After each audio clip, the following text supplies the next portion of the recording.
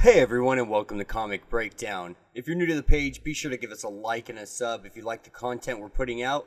And today we're going to be diving into Dark Knight's death metal, Trinity Crisis. Now this will be Scott Snyder's one-shot. This is a tie-in to Dark Knight's death metal that is currently going out. If you guys haven't checked that out, I'll leave a link both in the top of this video and in the description so you guys can get all caught up on what's going on with death metal. Now, before diving into this, we'll get a little bit of a backstory. So what's been going on is Superman's been freed from the new Apokolips prison. And so we have our three heavy hitters back in the lineup. And so their goal here is to essentially try to find a way to take down Perpetua. And that's where this issue will pick up. So without further ado, let's dive into this issue. Alright, so jumping into this issue, we see three different things here. We see Crisis on Infinite Earths, we see Final Crisis, and we see the Infinite Crisis. And it's having us understand that this is going to be a battle today. A battle for the multiple crises. And so the plan here is to be able to take out Perpetua.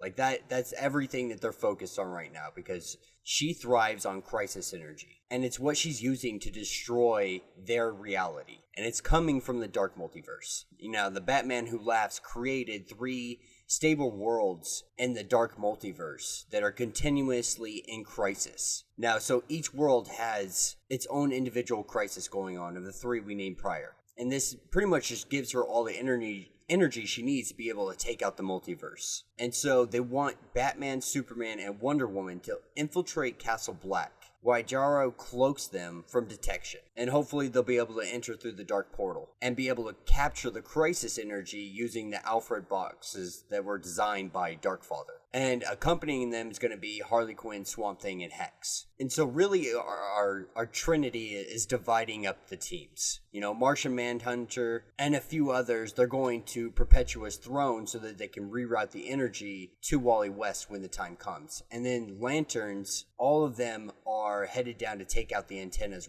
remaining on the Earth out in the multiverse so that they don't have a connection anymore. You know, and this is where our 3 heroes give us, you know, a bit of an inspirational speech. You know, they tell them, you know, these crises may be horrors and moments that were disastrous, but they're also moments of our triumphs, times that we've won throughout our timeline. You know, and that this is no different. You know, no different than any other crisis, except for this is everything built up into one. And together that they can take this up, they can take this down. They can wreak havoc. Now, picking up at the living headquarters of the Batman Who Laughs, we see a bunch of people on guard, like Mindhunter, Grim Knight, Warbat, you know, just a bunch of the Dark Knights. And as our Trinity team is on the outsides of the castle, they realize how booby-trapped this place is. And so Swamp Thing gets the idea to kind of merge himself with what green is left and create a tunnel. And we see Swamp Thing and the green come together and create a really awesome pathway for them to get through. And we see what the green refers to as the final Swamp Thing. And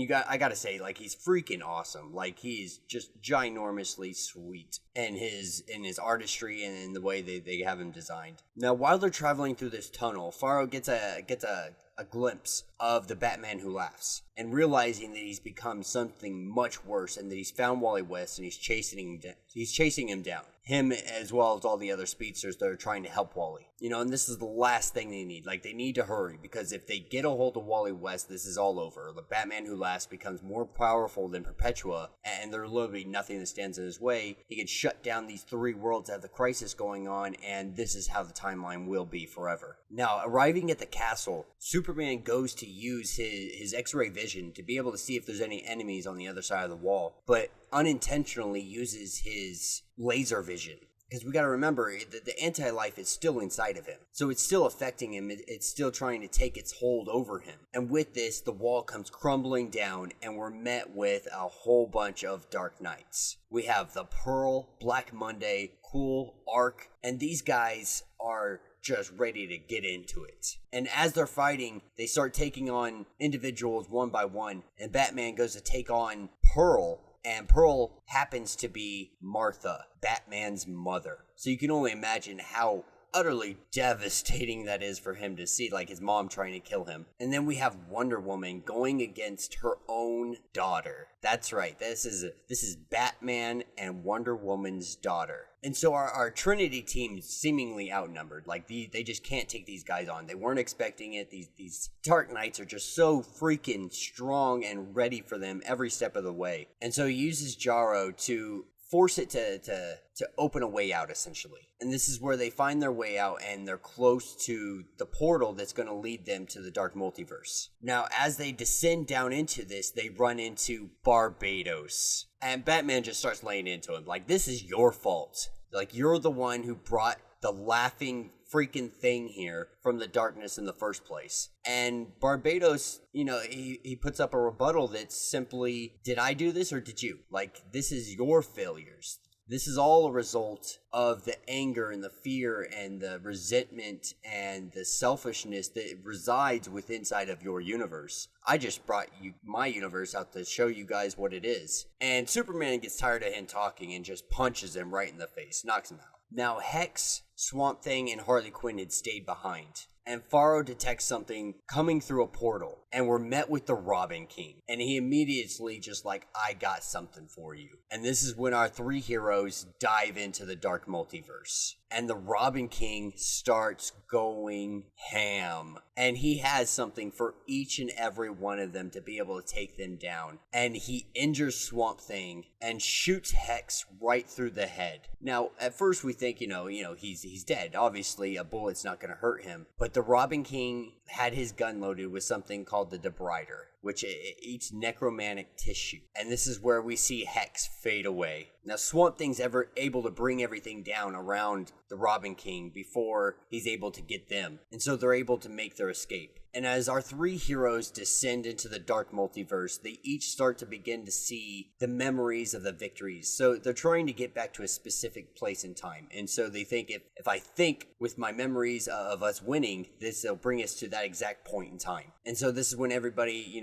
Batman starts to see the Anti-Monitor, Superman starts to see Darkseid. And this is where Batman lands on Crisis on Infinite Earths. But it's not like he remembers. Something's vastly different about this place. And the Anti-Monitor comes out looking completely different. Superman landing in the final Crisis, immediately getting laywayed. And Wonder Woman landing on the Infinite Crisis and looking up and seeing an individual. And what we find out here is that everything was changed. These moments of supposed victory no longer exist. You see, what had happened is the Batman Who Laughs sent them all to these specific times to change the course of history. So instead of the Anti-Monitor losing, he's won. Instead of Darkseid losing, he's won. And instead of Superboy Prime losing, he's won. And now, each of our heroes are stuck on a world with one of the greatest villains that the DC has ever faced, and they're doing this alone. And that will be where this issue ends. Let me know what you guys think down in the comments. I absolutely loved it. I love seeing Superboy Prime. Anytime I get a chance to see Superboy Prime, I'm going to read him because I absolutely love the character. And I'm really excited to see how the heck they're going to get out of this. Like, I can't see a scenario where they're able to break free, even if they were conjoined as a team together, taking on these individuals one by one. Still, they couldn't do it. So I'm really interested to see where it goes. I loved the artwork in this. I'm really excited to see Speed Metal and the rest of Dark Knight's Death Metal be coming out. So yeah, let me know what you guys think down in the comments. Are you liking it? Are you enjoying it? How do you feel about Superboy Prime coming in? What do you guys think of the Batman Who Laughs and his Dr. Manhattan abilities? How do you think that's going to play into all of this? And where do you guys think it's going to go? And if you guys haven't yet, be sure to like and subscribe to the page. And until the next video.